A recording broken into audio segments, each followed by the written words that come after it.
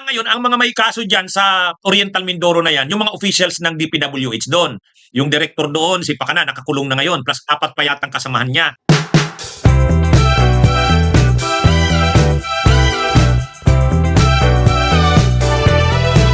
Nagsisimula na ang mga hearings doon sa mga kaso na mayroon ng mga naaresto, nakulong tungkol sa flood control. Ang isa sumusulong ng kaso yung doon sa Mindoro Oriental. Ngayon, ang mga nakasuhan doon ay sila Saldico at saka yung mga officials ng DPWH. Ang testigo doon, itong si dating DPWH Yusek Bernardo. Ngayon, inamin mismo ni Bernardo na tumanggap siya ng 130 million balato galing kay Saldico. Grabe, balato lang yan mga kabunyog. Ibig sabihin, hindi pa yan yung hindi pa yan yung hindi pa yan yung mo, parang SOP mo. Balato, parang bonus yan. Ito. Mga kabunyog, grabe, pinag-uusapan nila, 130 million. Ano lang yun? Balato lang. Ay, grabe. Grabe ang kaya ang pinapakita diyan mga kabunyog, grabe talaga ang korupsyon sa ating bayan, sa ating bansa. Ito pa, yung mga assets ni Bunuan, dating DPWH secretary, na rin, na-freeze na rin. In-order na ng ng AMLAC, Anti-Money Laundering Council, na i-freeze yung mga assets. Hindi lang yung kay Bunuan. Yung sa anak niya na nagngangalang Fatima, na-freeze na rin. Grabe mga kabunyog, mamaya ikikwento ko sa inyo. Kung kung gaano katindi ang korupsyon ni Bunuan.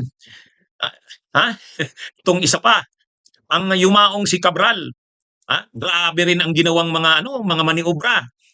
Na-freeze na rin ng AMLAC, Anti-Money Laundering Council, ang assets ng mga anak. Yung dalawang anak niya, ginamit na kasangkapan ni Cabral. Grabe, mamaya ikikwento ko sa inyo. Huwag kayong aalis. Introduction pa lang tong ginagawa ko. Mga kabunyog, grabe. Iisa-isahin ko sa inyo. Simulan natin tungkol dito kay Bunuan. Itong kay Bunuan. Hindi muna. Si Bernardo muna, mga kabunyog. Si Bernardo muna. Si Bernardo nag-appear sa hearing sa Sandigan Bayan. Kasi nagsisimula na yung hearing sa Sandigan Bayan Ito, i-update ko lang kayo. 3 kasing mga lugar, yung medyo matitibay na yung mga ebidensya, may mga naaresto na. May mga naaresto na. Alam naman natin yan, yung mga flood control na yan, ang pinakasentro dyan, Bulacan. So yung Bulacan, isa yon. Yan yung lugar ni Alcantara, ni Bryce Hernandez, ang isa pa, yung tungkol doon sa Oriental Mindoro. Doon naman involved yung mga DPWH officials, saka yung construction company ni Saldico.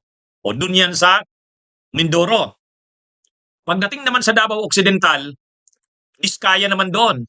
Kaya makikita nyo si Diskaya, yung babae. Ano nga bang pangalan ni Diskaya?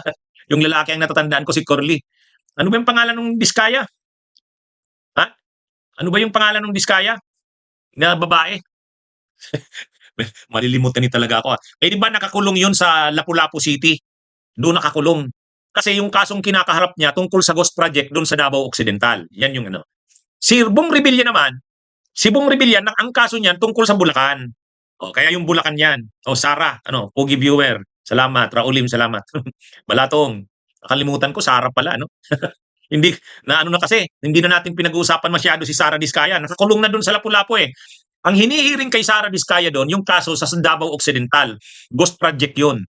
Si Bong Revilla naman, tungkol sa project naman sa Bulacan. Bulacan naman yon. Pagdating naman doon sa Oriental Mindoro, ang mga nakakulong dyan, yung mga officials ng DPWH, yung regional director doon, si Gerald Pacanan. Saka si Saldico, akusado doon, hindi pa naman naaaresto. At saka yung mga officials ng SunWest. Yan yun. Kung titingnan natin ngayon, naghihiring na yung tungkol sa Oriental Mindoro. Umattend si Bernardo kasi state witness nga siya Si dating DPWH Undersecretary Bernardo, state witness. Kaya siya yung doon, i-present siya ng prosecution. Ngayon, ano ang ikwinento ni Bernardo? Sabi ni Bernardo, tumanggap daw siya ng 130 million balato. Balato galing kay Saldico. Para daw sa anong mga taon daw yan? 2023 to 2025. Yan. Tumanggap siya ng kabuuang 130 million balato. Tandaan natin mga kabunyog, hindi pa yan yung porsyento talaga. Balato pa lang, parang bonus. Parang ano ito, bonus to sa'yo. Salamat. Oh, ito, balato ko sa'yo. Matindi mga kabunyog. Ang pinag-uusapan dito, 130 million, balato lang. Balato ni Saldico kay Bernardo. Yung 100 million binigay ni Henry Alcantara. Si Henry Alcantara yung nagbigay sa kanya. Siyempre, instruction ni Saldico. Hmm? Yung 30 million ang nagbigay yung regional director ng Region 4A, si Gerald Pacanan. Si Gerald Pacanan nakakulong na ngayon yan kasi may kaso yan, kasama yan dun sa mga nakasuhan sa mga ghost projects ng Oriental Mindoro. Kaya mga kabunyog, mga kababayan, grabe ano, ha? Ang pinag-uusapan dito, 130 million, balato lang ni Saldico kay Bernardo. Ano kasi ang role ni Bernardo? Ang role ni Bernardo, siya ang DPWH Undersecretary. So ibig sabihin, pareho kasi Undersecretary si Cabral at saka si Bernardo. Pareho sila. Yusek si Cabral, Yusek din si Bernardo. Si Bunuan ang secretary. So yan yung mga officials ng DPWH sa panahon ni PBBM. Si Yusek Cabral, ang Yusek niya, Yusek for Planning. Yusek for Planning. Si Bernardo naman, parang Yusek for Operations. Pero siya ang naka-assign doon sa Region 4B.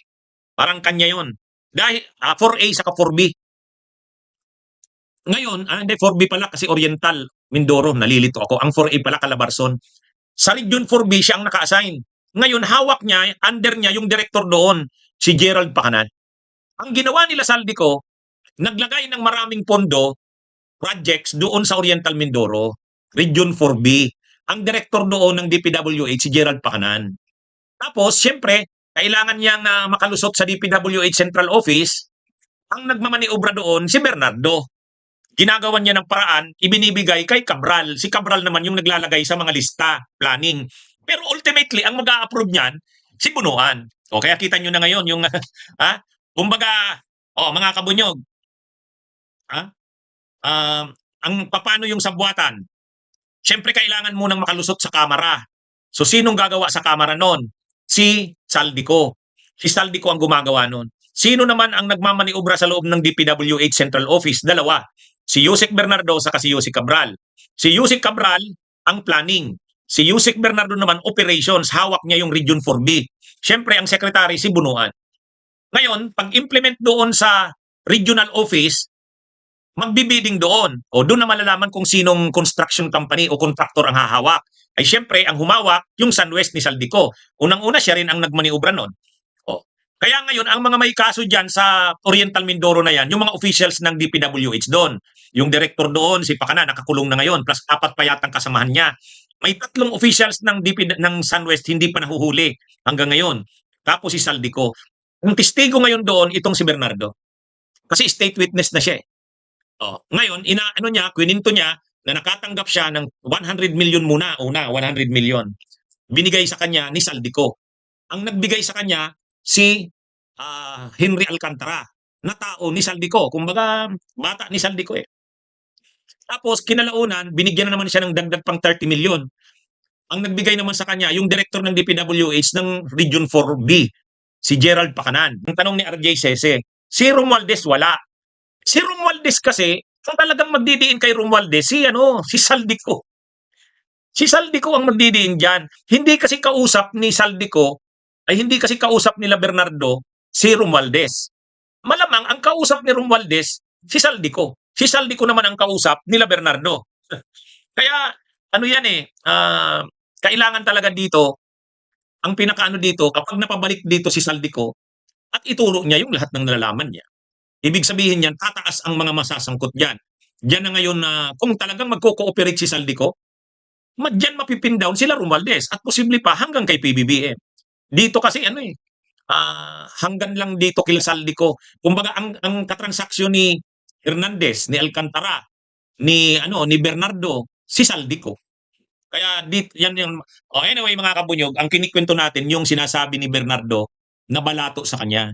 So tandaan natin, yung balato na yon ni Saldico, balato lang. Hindi lang yon. Marami ring sariling proyekto si Bernardo na nilakad niya na hindi naman si Saldico ang kausap niya. Tandaan natin yun mga kabunyog Yung sinasabi ni Bernardo na balato ni Saldico, yung usapan nila yan ni Saldico. Pero mayroon ding ibang kausap si Bernardo. O tandaan na natin sinong mga kausap niya. Si Bong Revilla. O si Bong Revilla direkta niyang kausap. Binigay sa kanya ni Bong Revilla ang mga projects nito. O bahala ka na niyan, Yusek. O linagay naman ni Bernardo doon sa NCR sa Kasabulacan. O kaya separate pa ang kita doon ni Bernardo. Mayroon ding mga project si Chis Escudero, di ba? Sino naman ang kausap naman ni Bernardo? Si Maynard Ngo, yung bagman ni Escudero. Kaya yung sinasabing 130 million na balato kay Bernardo, balato yon ni Saldico. Malamang doon lang yan sa project sa Mindoro. Yung nagtitestify na nga si Bernardo. Kaya nga, 'di ba sabi ni Ombudsman Boying Rimulya, dahil state witness na si Bernardo, state witness na kasi, di wala na siyang kaso. Pero dapat niyang ibalik, hindi bababa sa 1 billion. Hindi bababa sa 1 billion. Ang dapat na ibalik ni Bernardo. Bakit naman di bababa sa 1 billion? Imagine niyo 130 million, balato lang ni Saldico. Yung kita niya, kickback niya doon sa project kay Bong Revilla. Yung kickback niya sa project kay Chis Escudero, hiwalay yun. Yung kickback niya sa projects kay Jinggoy, mga hiwalay yun. Yan yung mga pinangalanan ni Bernardo na siya ang nag-operate. Bong Revilla, Jinggoy, Chis Escudero, Grace Po, at saka Nancy Binay. O, di ba? Yan yung mga pinangalanan niya eh.